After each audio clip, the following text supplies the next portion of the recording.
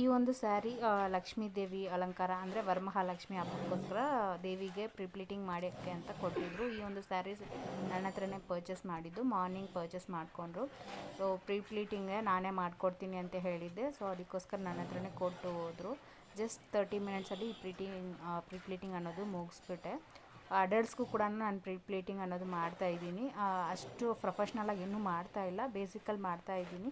So price ಬಂದ್ಬಿಟ್ಟು just 100 rupees ಅಷ್ಟೇ. ಅಡಲ್ಟ್ಸ್ಗಾದರೆ 150. ನೀವು ನಿಯರ್ ಬೈ ಸಿಲ್ಕ್ ಬೋರ್ಡ್ ಅಥವಾ ಬೊಮ್ಮನಹಳ್ಳಿ, ರೂಪನಗರ, BTM ಈ ಏರಿಯಾ, ಈ ಲೊಕೇಶನಲ್ಲಿದ್ದರೆ ನೀವು ಆರಾಮಾಗಿ ಮಾಡಿಸ್ಕೋಬೋದು. ಫೆಸ್ಟಿವಲ್ ಸೀಸನ್ ಅಲ್ವಾ, ಅಥವಾ ಫೆಸ್ಟಿವಲ್ ಅಲ್ವಾ, ಮತ್ತು ಮದುವೆಗೆ ಕೂಡ ಕಂಟಿನ್ಯೂಸ್ ಆಗಿ ಬರ್ತಾ ಇರುತ್ತೆ.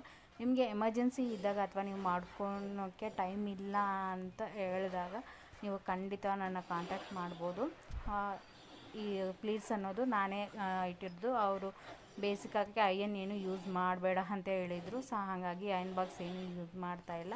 ಬಟ್ ಪ್ರೊಫೆಷ್ನಲಾಗಿ ಮಾಡಿ ಕೊಡ್ತೀನಿ ದೇವ್ರಿಗಂದರೆ ಮಾತ್ರ. ಬಟ್ ಅಡಲ್ಟ್ಸ್ಗೆ ಇನ್ನು ಸ್ವಲ್ಪ ಎಕ್ಸ್ಪೀರಿಯೆನ್ಸ್ ಆಗಬೇಕು.